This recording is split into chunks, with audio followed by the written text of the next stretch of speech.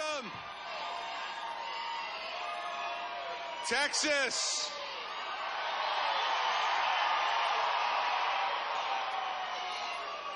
Texas, I'm here today to proudly say I endorse Donald Trump for President of the United States.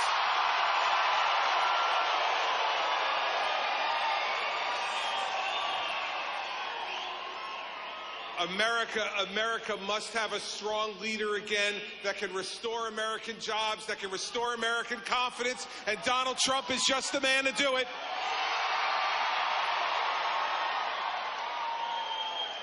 America needs someone who's going to make sure that Hillary Clinton doesn't get within 10 miles of the White House. Donald Trump can do it.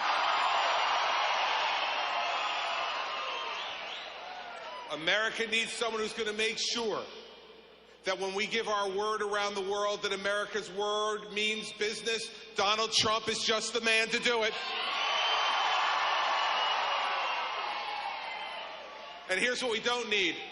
We don't need another Washington politician in the White House, do we? Do we need a first-term United States Senator in the White House? Do we need a United States Senator from Florida who doesn't show up for work? Let me tell something to Marco Rubio. President of the United States is not a no-show job like you treated the United States Senate. Simple fact is this. America wants strong, tough leadership. America's tired of being walked on. America is tired of being treated second class around the world. We need a first-class president, and we're going to have it in Donald Trump.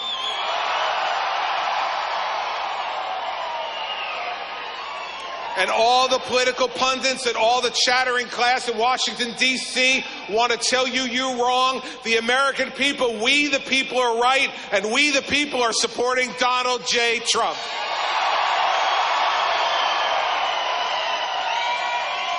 Now listen, Texas has a big role to play on Tuesday. Is Texas going to be Trump country? Are you going to send a message to the Washington, D.C. establishment that you are tired of their failing the American people? Well, I'll be right clear with you. I joined this campaign because I care deeply about our country. I love our children, and I want the best for your children as well. And we need to have a leader who once again stand up for the American people first, not the rest of the world first, America first. Donald Trump is that man. And last night you just saw one strong man on that stage, and that was Donald Trump. So Texas, you got a big job to do. You have a really big job to do. And I am proud and happy to be part of this team. I want Texas to be Trump country on Tuesday. And so ladies and gentlemen, it is my honor and my privilege to introduce the next president of the United States, Donald Trump.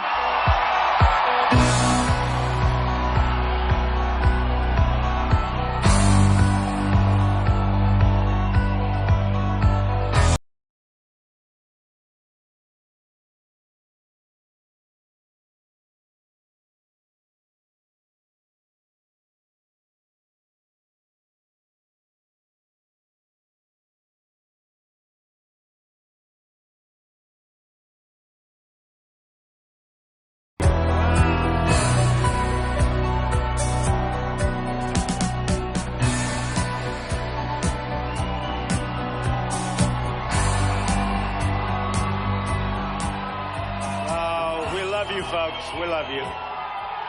We love you. It's a movement. It's a movement. It's really a movement.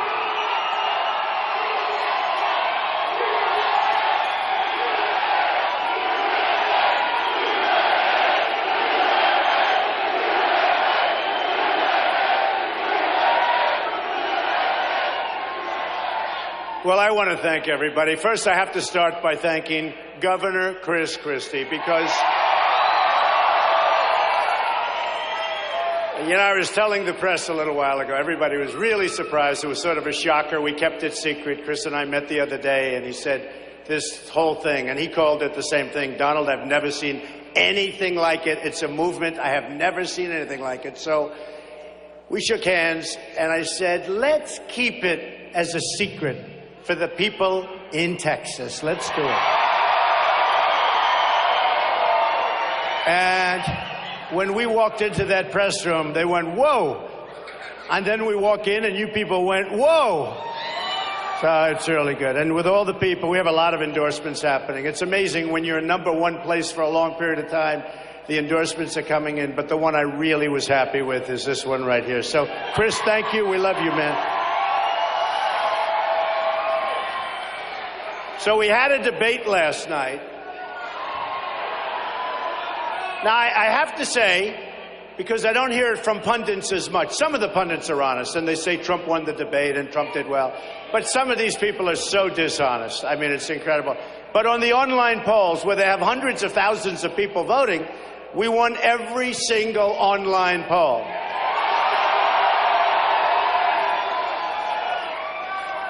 We won Drudge, who, by the way, is a fantastic guy. We won the online polls. That means so much to me.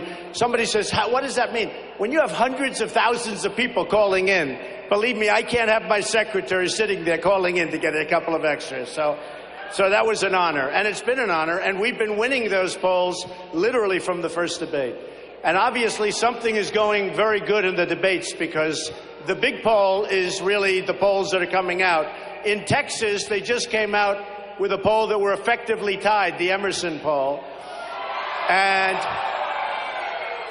I have so many friends in Texas. We are loaded up with friends in Texas. And I think we're going to surprise a lot of people, I tell you.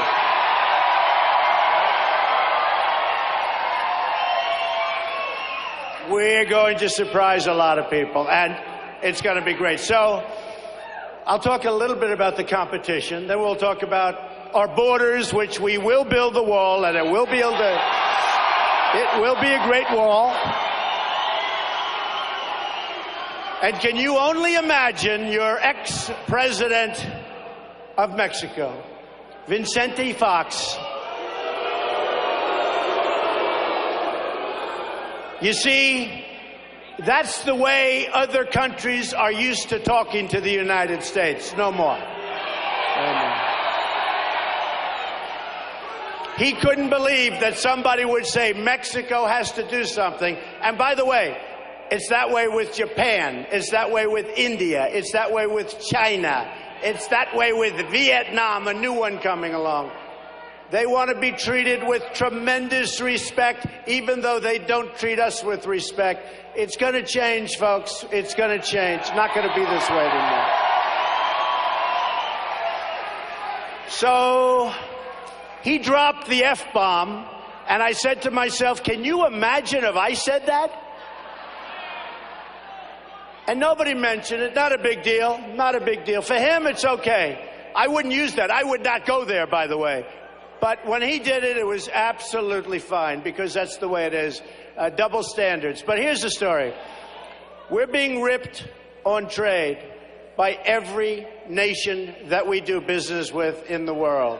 We are going to become so good. We are going to negotiate so strong and so tough. We're not going to have a $58 billion trade deficit with Mexico.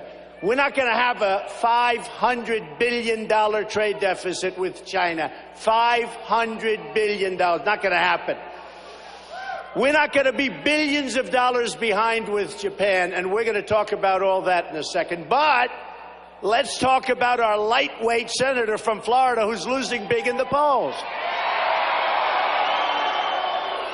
So I heard he was on television saying negative things. I see him. It all started about 3 or 4 weeks ago in New Hampshire, which I won. I love the people of New Hampshire. We won it big. We won it big.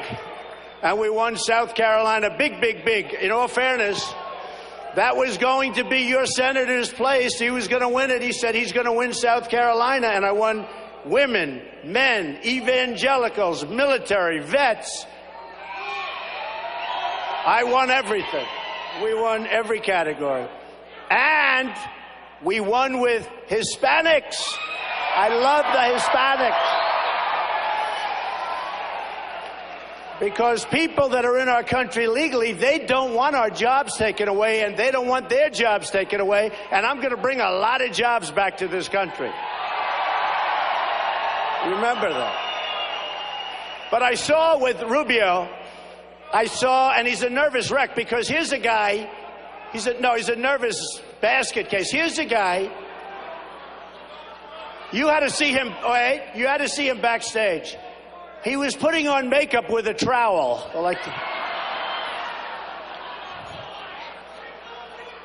No, I don't want to say that. I will not say that he was trying to cover up his ears. I will not say that. No, he was just trying to cover up. He was just trying to cover up the sweat that pours. I never saw. Did you ever see a guy sweat like this? So, a number of weeks ago, we were in New Hampshire, and I got to tell you, Chris was so wild what he did. That was one of the great prosecutions I've ever seen. And I'm standing in the middle, which, by the way, I've been for every single debate, the middle.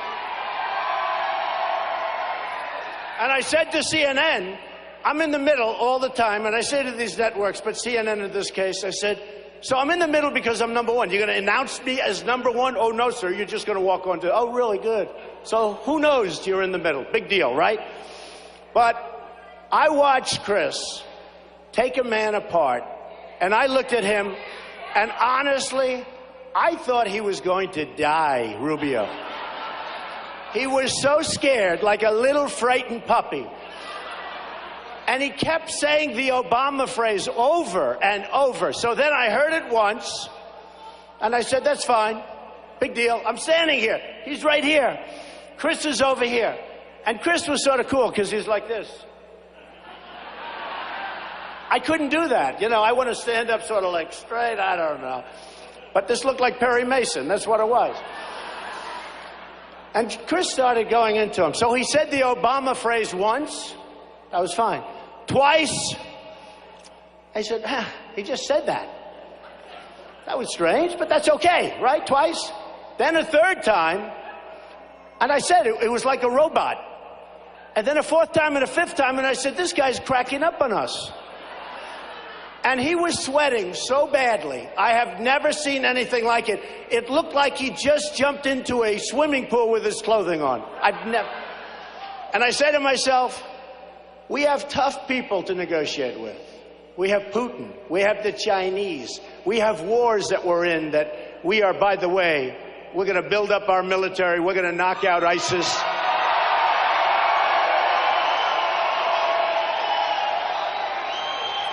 We're going to knock out ISIS fast.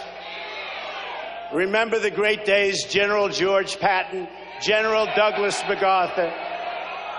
Do you think that they would even be thinking about ISIS? By the time they pick up the telephone, it's over. What is wrong?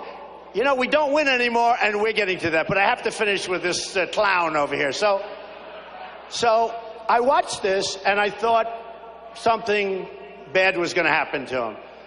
And he got through it, but barely. I tell you what, barely. I was almost going to go over and hold him up. Now, think of this. Think of this. So we have Putin, and Putin's going to meet our president, and let's assume it's Marco, and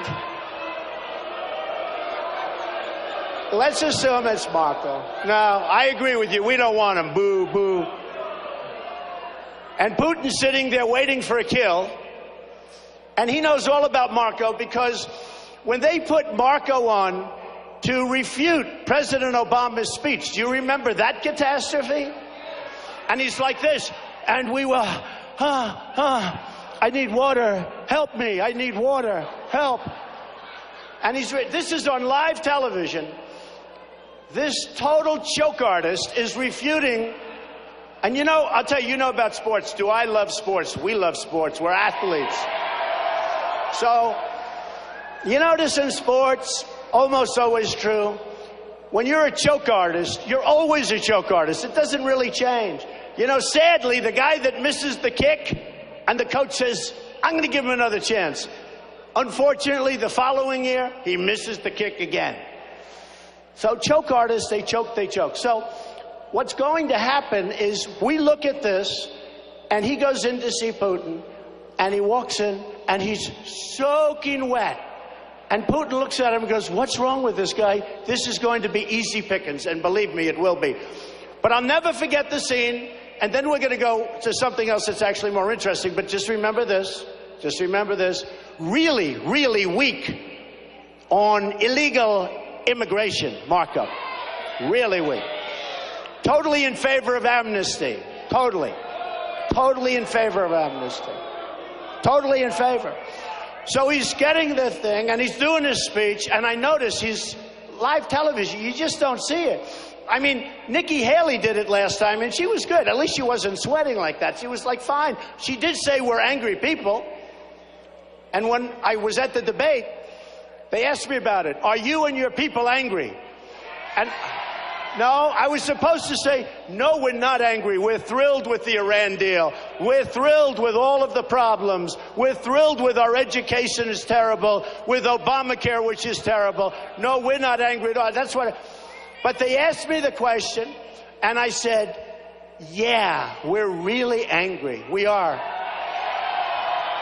And we're not angry people. We're not angry people, but we're angry at incompetence. All right, so I'll just finish off with incompetence. So he's making the thing, and I said, what's wrong with him? And then out of nowhere, he goes, on live television, he's our response. He choked, just like he did with Chris. He's a choker. He choked with Chris. And I watched it both times. But the one time I'm right next to him, and I looked at the puddle on the ground, and I said, what is that? What is it? I wanted to know, what is that? But this time, this wise guy, this lightweight, is going over, and all of a sudden, he's being drained, and he goes like this, remember? And he's off screen. I said, where is he? And then he comes back with water. And honestly, water's fine, but it should be in a glass. He's got the label of the company here. And he's drinking, and I've never seen anything like it. I've never seen anything like it. So we are going to beat guys like that. See, it's guys like that, and he's a nasty guy. I called him a nasty little guy, but I wouldn't say that because he's a nasty guy. And we don't need nasty. We don't need nasty. Honestly, there's no place for it. You know, there's no place. He said specifics on Obamacare. Let me tell you something. We're going to knock out Obamacare. And remember this. When we get the insurance companies who are taking care of all these people, I'm self-funding my campaign. I'm putting up my own money. So when the insurance companies come to me because they want to keep it the way it is, because, by the way, they're making a fortune, because it's like a monopoly in every state. I was watching in Texas, there's a practical monopoly because companies aren't allowed to come in very easily. They practically can't come in. So they said, oh, be more specific. I don't have to be specific. What's going to happen is you're going to create open bidding by getting rid of the borders around each state and the lines, restrictive lines around each state. You are going to have so much competition. You're going to have so much bidding that you can't really say it's one plan. You're going to have hundreds of different options. You're going to have hundreds of different plans. It's going to be so beautiful, and you're going to pay far less money. Far less money. So I want to just mention just a couple of words about Senator Cruz, who actually was, I thought he was better. You know, last night I thought the deal of the night was when I looked over to Rubio and I said, you remember, you're a choker. And we don't want chokers in our administration, I can tell. I said, you're a choker and you're a liar. And I have had, you know, I've had a lot of difficulties with Ted because he does lies. You know, I've dealt with much tougher. A guy like Rubio's a baby. But a guy like Ted is tougher, I will tell you. Actually, he's tougher. And he's actually smarter, in all fairness. Ted is actually smarter. I have to give that to him. He's a smarter person than Rubio. But I deal with people. Last night it was mentioned, by the way, it was mentioned my father gave me $200 million. Oh, I wish. I'd be right now worth $500 trillion if that were the case. You know, the first thing I did, I get back, I get a call from my sister, who's a fantastic person, and then I get a call from my brother, who's a fantastic person. They said, hey, Donald, that's not true. Why did they say that? And he copied it out. You know, you have the failing New York Times. It's a failing newspaper, I hate to tell you. Like, seriously failing. And they wrote an article, and they put something in about $200 million. Believe me, I got very, very little, and I built it into many, many, many billions of dollars, and I'm very proud of it. But, and I just think we have to correct the record. Thank you. I love you. Thank you.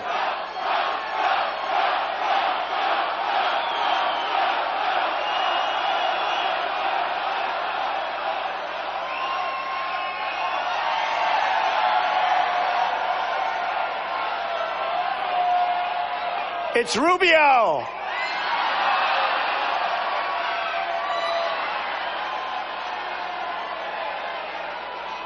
That's what it is.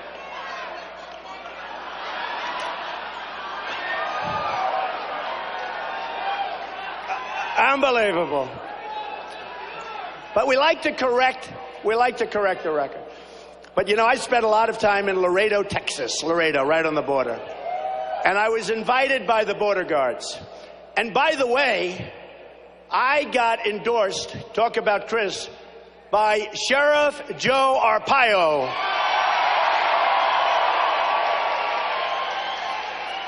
And the one thing you know about Sheriff Joe, he's picking the toughest guy on the border. There's no games to be played with Sheriff Joe, who puts pink you-know-what on his people that are there illegally. Sheriff Joe does not play games. And everybody wanted his endorsement.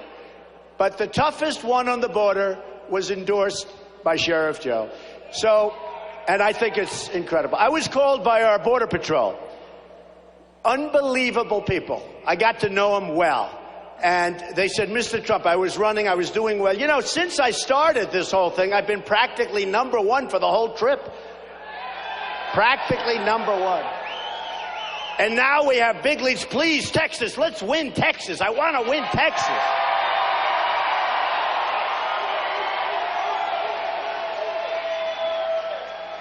But I was called by the Border Patrol. And these people are incredible. And they want to do their job. They really want to do the job. That's why they called me. And they said, would it be possible for you to come to Texas, to Laredo? And I said, well, I think so, yeah, fine, I'll do it. And I went to Laredo. And I met with a lot of the Border Patrol folks and some of the top people. And man, they are just incredible, smart, tough, great people. And by the way, you know who else are great people? Our police are great people. They're being abused. Our police are being abused. Our police are incredible people. In fact, I just took pictures backstage. What a group of people you have. They're incredible people. So I just want to, we have to put out the plug every once in a while because, you know, one bad incident, whether it's a mistake or somebody was just a bad apple, and it's played for weeks and weeks on the news, and the thousands and tens of thousands of great jobs that they do, they don't get appreciated. So let's hear it for the police.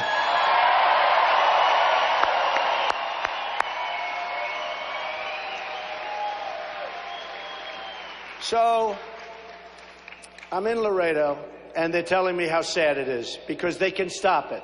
We need the wall. We want to have the wall. We want to stop the drugs from pouring across. And we're going to stop the drugs. And there's going to be a real wall. This is going to be a toy wall. This is going to be a real wall. And I'm the only one who knows how to build it. These guys, they have no clue. Politicians, all talk, no action, never gets done. And by the way, when I said self-funding before, the beauty of that, the beauty of self-funding is that the insurance companies, the drug companies, the lumber companies, all the companies, they're not going to take advantage of Trump because they never gave me anything, okay? Big difference. Big difference. And I don't know that I get the credit for that. You know, I said to somebody the other day, Jeb Bush had $150 million. What a waste of money. I would imagine at some point between him and Romney, they'll be supporting Rubio, do you think? I would imagine. Romney, how about this? How about this beauty? Runs one of the worst campaigns in the history of politics. He should have beaten Obama easily. And for 2 months, he disappeared. Nobody knows where he was. And say what you want. Obama was on Jay Leno, David Letterman. He was on every show. And Romney was like a lost soul. I don't know what happened to this guy. And then he comes out and tells me about my taxes. And actually, if you know the real story, Harry Reid shamed him and made him look like a baby. And Harry Reid pushed him and really made him look so stupid and weak. And when did Romney file his return, right? What's today's date? Today is what? Come on, tell me. Right? Okay. So, you know when Romney filed his return? September 21st. That's a long time from now. This guy, what a terrible... I endorsed him, and about 2 weeks later I said, he's never going to win. Number one, when you walk into a stage, you cannot walk like a penguin. He walked like a penguin. I said, this is a problem. Somebody tell him, take some steps. Anyway, Romney turned out to be a disaster, but I know he'll support Rubio. He probably has no choice. Honestly, if he wanted to support me, I would not accept his support. I really mean it. Because we have to be honest, right?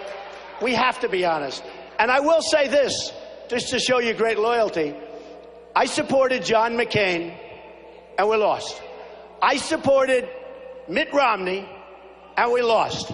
This time I said, I'm going to do it myself, okay? Big difference.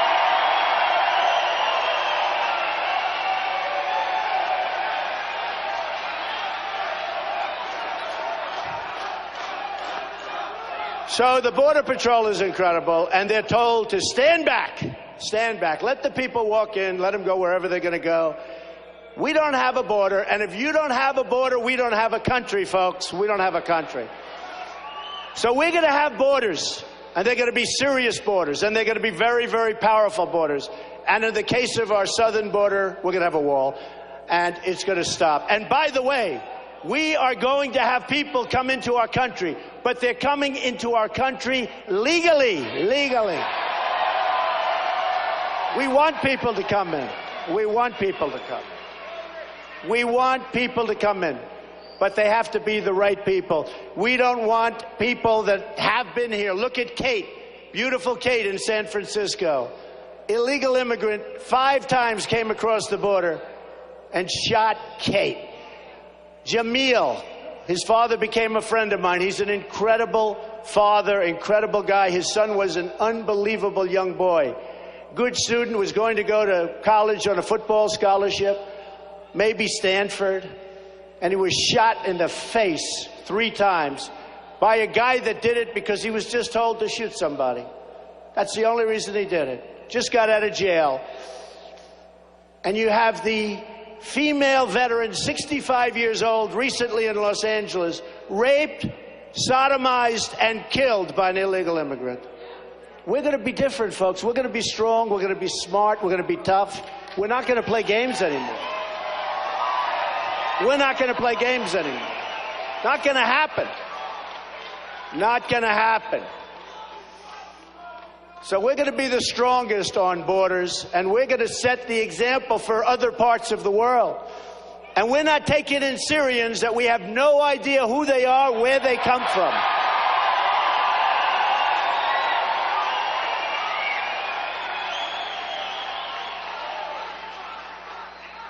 And we've already taken in thousands, and we don't even know where they are.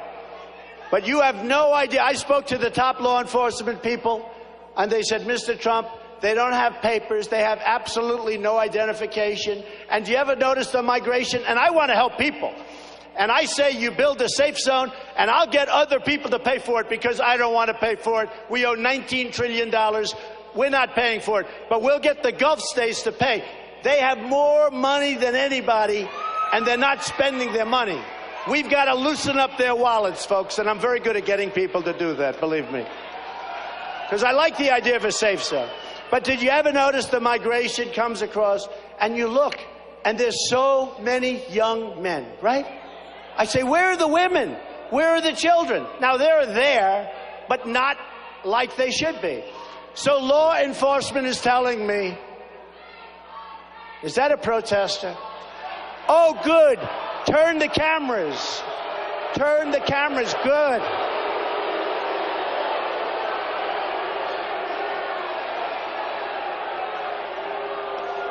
I love protesters. Look at this. Look at this. We have 10,000 people here today. Look at this. Is that a protester? Please be a protester. The only way we can get the cameras turned, the only reason they turn the cameras is if there's a protester, because that's a bad thing, right? I'm going to develop my own protesters. But look, it can't be a protester because those cameras won't turn. They won't turn. I'll tell you what, I think the media is among the most dishonest groups of people I've ever met. They're terrible.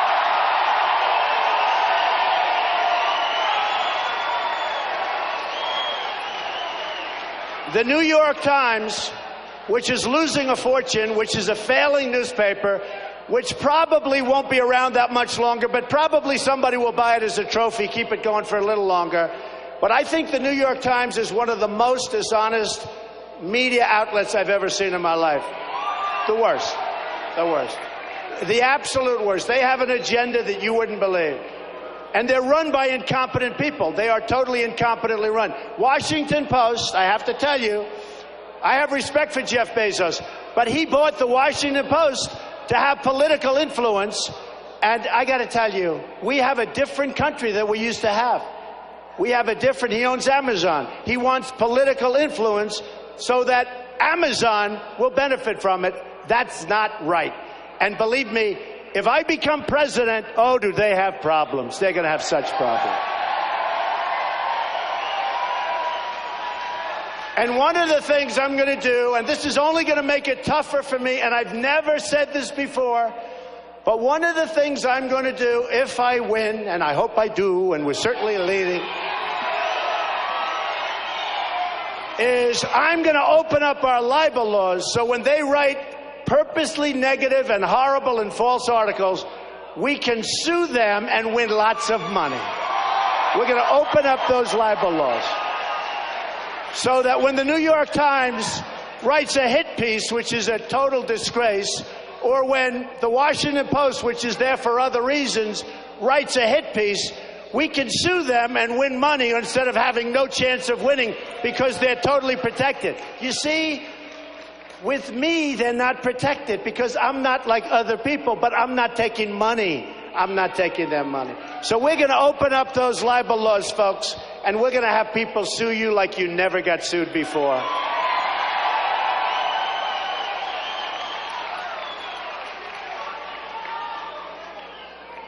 We have many things to do. We have many, many things to do.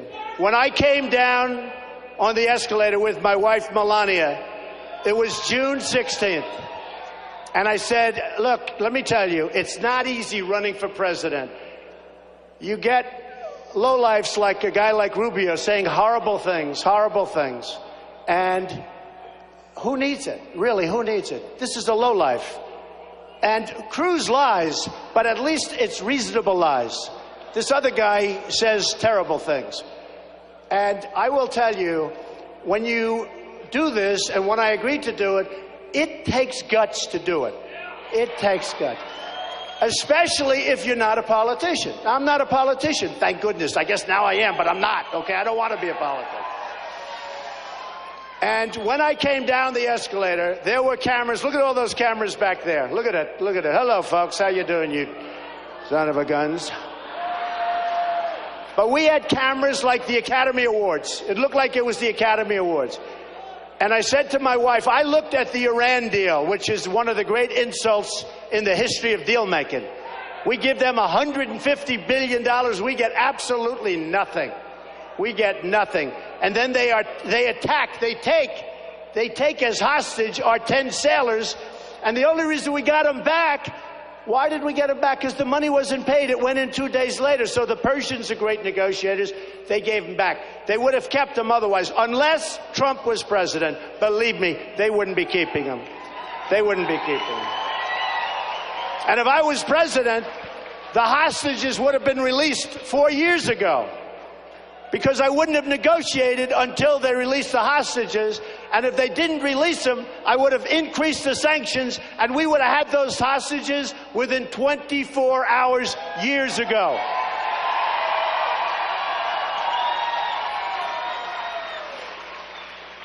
I want to tell you one other thing. Your Second Amendment is under siege. Guns, guns, guns, guns. It's under siege. And every time you have a mentally disturbed person, like you had last night, and like you will have, they immediately look to the guns, like the guns pull the trigger. Well, the guns do not pull the trigger. And we are going to protect your Second Amendment 100%.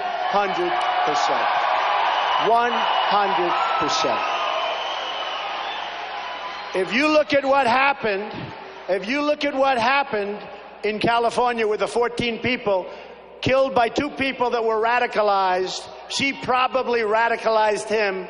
How about this country? We can't even get the cell number. We can't open the cell. I like safety. I want security. When it comes to terrorists, we got to knock them out, folks, and we got to knock them out and knock them out big league. Big, big, big league. But when you look at what happened in California with the 14 people and many people in a hospital that are in very bad shape, and these were people that gave the 2 radicalized, this couple, so-called couple, I don't even like to call them a couple, you know what I'd like to call them.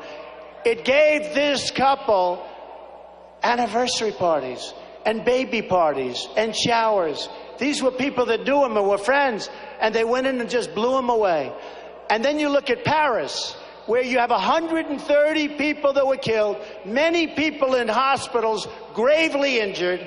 These animals just walked in, took their guns, and said, bing, bing, bing, you get over here, bing. If we would have had guns where bullets flowed in the other direction, you wouldn't have had that big problem. It would have been much smaller. So we're going to protect our Second Amendment. And it is so true. Take Paris, take California. If, like you're a tough cookie. This guy right here looks like an ex-vet.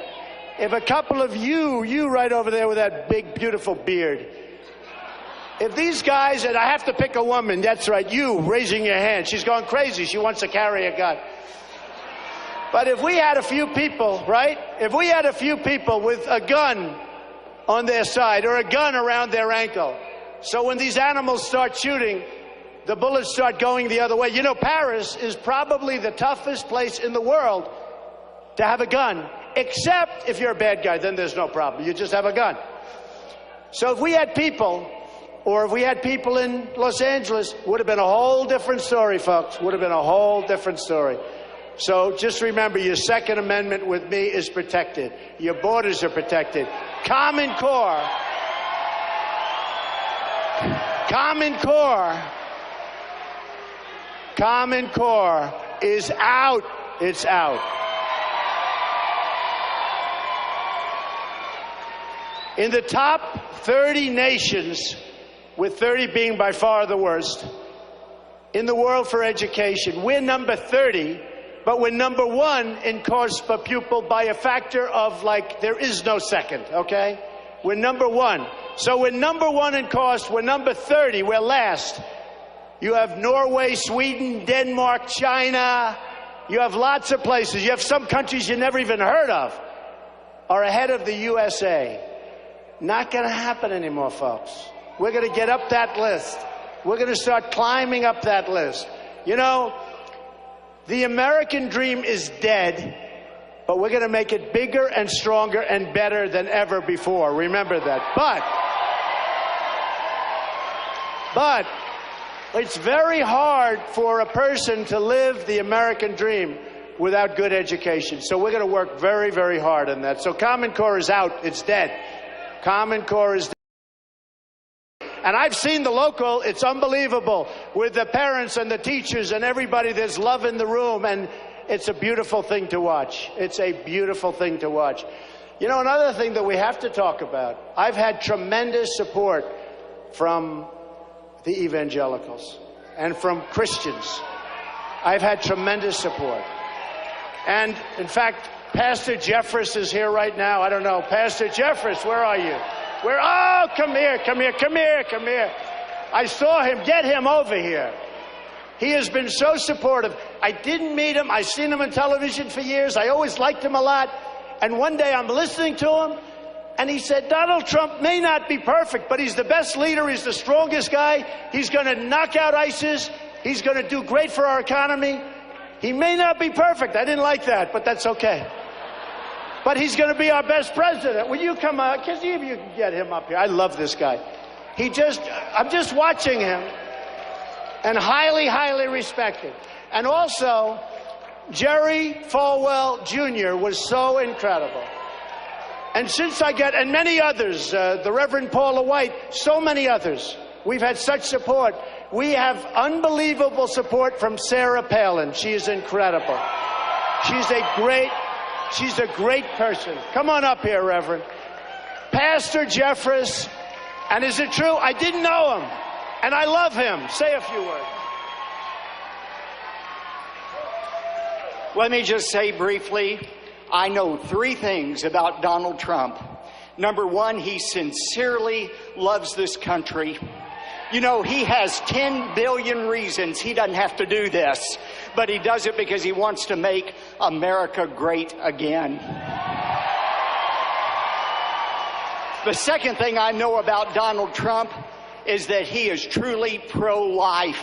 I have talked to him in Trump Towers. He believes in protecting the unborn. That is an issue we as Christians care about. And I'll tell you what, some of you who say, well, I don't know if his pro-life conversion was real. Let me tell you something. Hillary Clinton doesn't claim any pro-life conversion. If you go for Hillary Clinton or Bernie Sanders, there is no doubt you're going to have the most pro-abortion president in history. But here is what I finally know about Donald Trump. Donald Trump cares about and loves evangelical Christians. You know, one time when Ronald Reagan was running for president of the United States, the first time, he met with a group of evangelical leaders, and he said, although you can't endorse me, I want you to know I endorse you.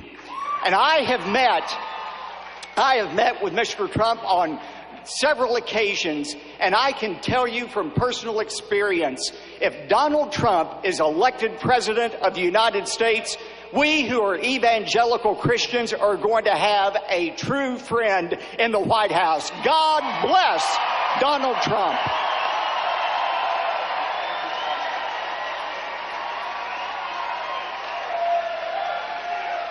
Wow. How about that? How about that? I'm telling you, I saw the pastor on television like a year ago, and he was saying all these good things, and I never met him, but I've been watching him. And he was saying all these incredible things, and I said, we have to meet this man. And I just have such great respect for him, and you can see that. Thank you very much. That's really amazing. Really amazing. And I'm going to give the pastor a little bit of a present, because what I say, I mean, and I think it's very important for the Christians in the room. Christianity is under siege. Every year, it gets weaker and weaker and weaker. And I had a meeting with various ministers and pastors about 2 months ago, and I'm pretty good at figuring things out. And I sat with them, and some of them said, we love you. We want to endorse you so badly, but we're afraid we're going to lose, if we do that, our tax-exempt status.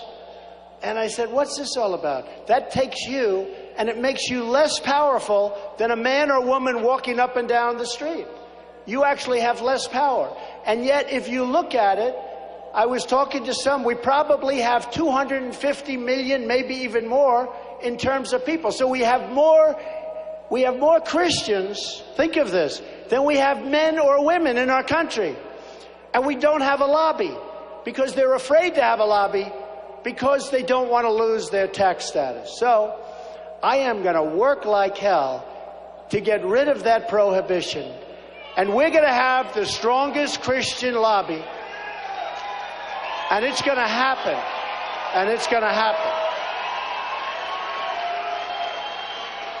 This took place during the presidency of Lyndon Johnson, and it has had a terrible, chilling effect. When I said that there has to be a temporary ban on certain people coming into this country, we have no choice. There's something wrong. There's something really wrong. And when I said Muslim, I was met with furor.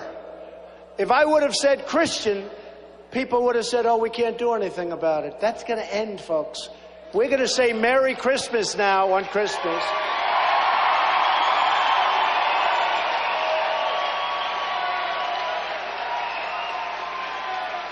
We're going to start going to department stores and stores, and you're going to see big, beautiful signs that's going to say Merry Christmas and Happy Holiday.